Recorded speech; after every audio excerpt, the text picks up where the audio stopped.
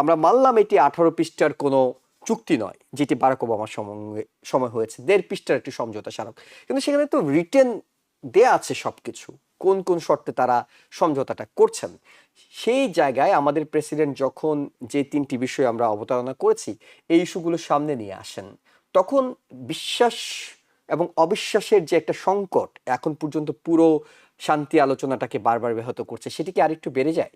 যে যে জিনিসগুলো প্রেসিডেন্ট ট্রাম্প বলছেন এগুলো কমপ্লিটলি এটা মিডিয়ার জন্য, আমি মনে করি এখন মিডিয়ার জন্য। কারণ আমেরিকাতে একটা গ্রুপ আছে, মেগা গ্রুপ, কিছু কিছু সিনেটর আছে রিপাবলিকানরা, তারা এটাকে খুব পছন্দ করছে না। এটা একদিকে।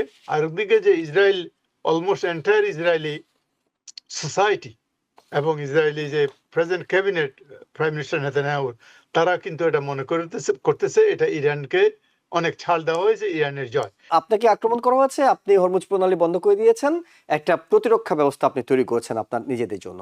কিন্তু যখন যুদ্ধ শেষ হয়ে যাবে, একটা চুক্তি হবে, সমঝোতা হবে, তখন যদি আপনি টোল বসানোর পরিকল্পনা করেন, এটি কি বিশ্বের সবাই মানবে? কেন মানবে? আসলে হরমুজ প্রণালীটা কি ইন্টারন্যাশনাল ওয়াটারের মধ্যে, না উইদিন দি টেরিটোরিয়াল ডোমেনের মধ্যে? ইরানের টেরিটোরিয়াল ডোমেনের মধ্যে যদি থাকে তাহলে ইরান তো যা ইচ্ছা তাই করতে পারে, টোল বসাতে পারে। হরমুজ প্রণালীর ব্যাপারটা আলটিমেটলি যেটা হবে, বারবার বলছে 60 ডেজে ওরা কোনো টোল নেবে না, কিন্তু তারপরে এটা নির্ভর করবে ইরান এবং হরমুজের প্রতি। আমি যদি একটা ফিউচারিস্টিক একটা মানে প্রেডিকশন করি, আলটিমেটলি ইরান কিন্তু এই ওয়াটারওয়ে কন্ট্রোল করবে।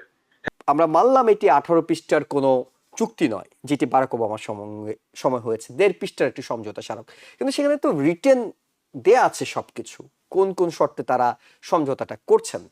সেই জায়গায় আমাদের প্রেসিডেন্ট যখন যে 3টি বিষয় আমরা অবতারণা করেছি এই ইস্যুগুলো সামনে নিয়ে আসেন, তখন বিশ্বাস এবং অবিশ্বাসের যে একটা সংকট এখন পর্যন্ত পুরো শান্তি আলোচনাটাকে বারবার ব্যাহত করছে, সেটি কি আরেকটু বেড়ে যায়?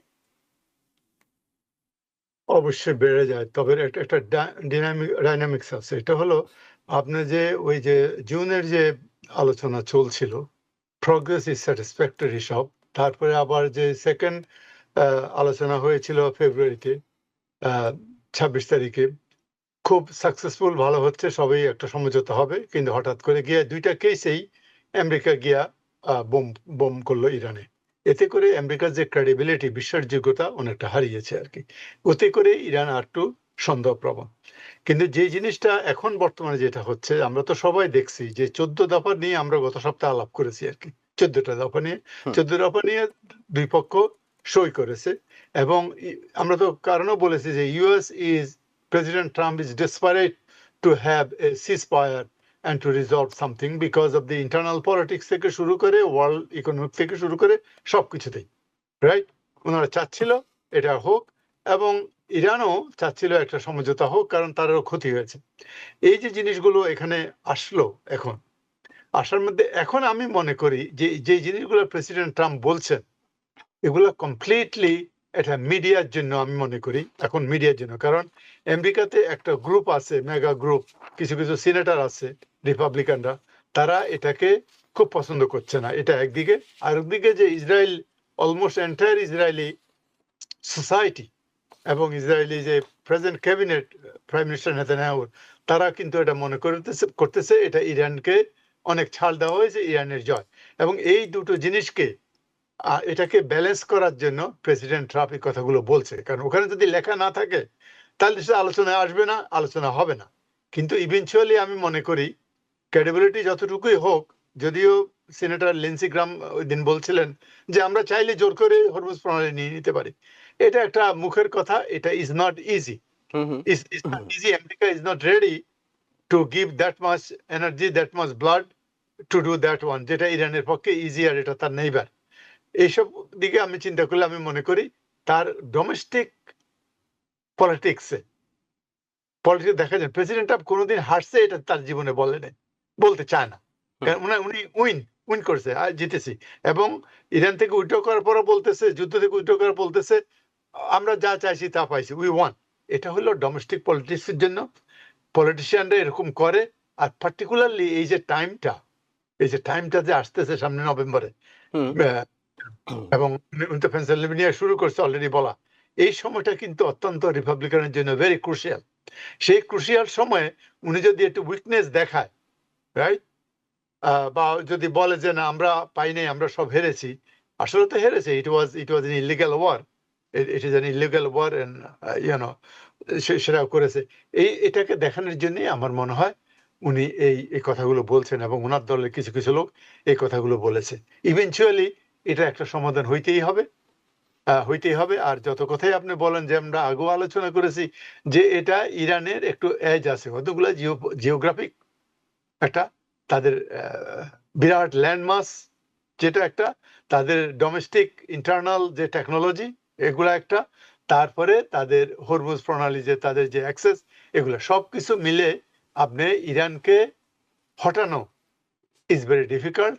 যার জন্যই প্রেসিডেন্ট ট্রাম্প এবং তার দলবল এই জন্য এই কম্প্রোমাইজে এই পর্যন্ত এসেছে। আপনাকে আক্রমণ করা হয়েছে, আপনি হরমুজ প্রণালী বন্ধ করে দিয়েছেন, একটা প্রতিরক্ষা ব্যবস্থা আপনি তৈরি করেছেন আপনার নিজেদের জন্য। কিন্তু যখন যুদ্ধ শেষ হয়ে যাবে, একটা চুক্তি হবে, সমঝোতা হবে, তখন যদি আপনি টোল বসানোর পরিকল্পনা করেন, এটি কি বিশ্বের সবাই মানবে? কেন মানবে?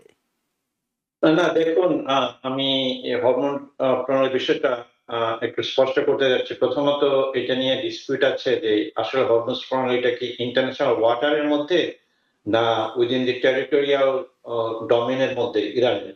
টেরিটোরিয়াল ডোমেনের মধ্যে যদি থাকে তাহলে ইরান তো যা ইচ্ছা তাই করতে পারে, সে টোল বসাতে পারে।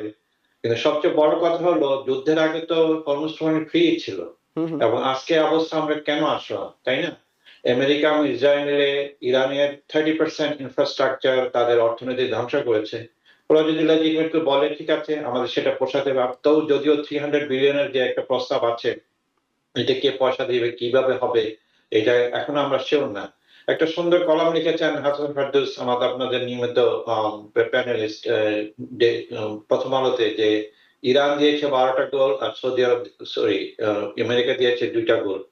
যে 14টা পয়েন্টের উপর যে আলাপটা করলেন আর কি, সেখানে মানে যে কথাটা একটু আগে প্রফেসর মহসিন পাতর সাহেব সুন্দর করে বলেছেন, যে এখানে অনেক পলিটিক্স জড়িত, সবকিছু জড়িয়ে আছে, ইগোর ব্যাপার আছে বোধ প্রেসিডেন্ট ডোনাল্ড ট্রাম্প। সেটা কখনো মনে করে না সে হেরেছে, সে তো হেরে বসে আছে, তারপর অস্বীকার করছে 14টা যেই মেমোরান্ডাম আন্ডারস্ট্যান্ডিং পয়েন্ট গুলো আছে, সেগুলো সে রীতিমতো অস্বীকার করছে। সেখানে বিশ্বাস অবিশ্বাসের দোলাল তো আছেই।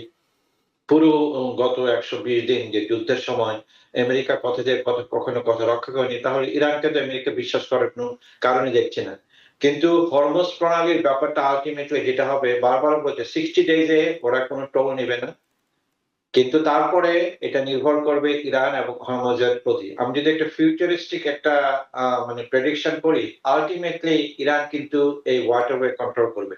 হ্যাঁ, এখন আপনি বলতে পারেন এটা তো করলে টোল আরোপ করে, টোল আরোপ করলে যে $1 পার ব্যারেল কি জানি একটা সমীকরণ আছে, বাট এনিওয়ে ওরা একটা প্রাইসিং ঠিক করবে। সেই প্রাইসিংটা তখন ব্যবসার মানে কস্ট সেন্টারে যাবে, আলটিমেটলি সবাই এটা অ্যাডজাস্ট হবে। কিন্তু আপনি যদি একটু বলেন যে এটা কি ঠিক হবে, এটা আলটিমেটলি ইরানের উপরে। কারণ মেইন প্রশ্ন হচ্ছে ইরান বলতেছে, এবং এটা আমি যাচাই করে দেখিনি, মহসিন পটাশ করছেন কিনা জানি না, এটা ইরানের ভূখণ্ডের মধ্যে যদি থাকে হরমুজ প্রণালী, ইরান এবং ওমান দুজন মিলে সেটা ঠিক করবে।